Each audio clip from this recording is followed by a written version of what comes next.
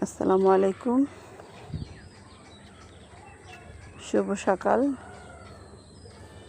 সুন্দর একটা রাত কাটলো, সব কিছুর জন্য আলহামদুলিল্লাহ। সকালে নামাজের পরে এক কাপ চা না হলে দিনটাই শুরু হয় না। আজকে তৈরি করছি আদা চা,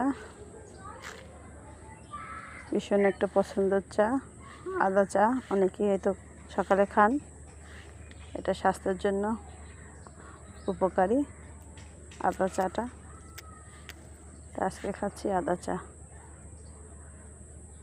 সবাই কেমন আছেন? ভালো থাকবেন। আল্লাহ হাফেজ।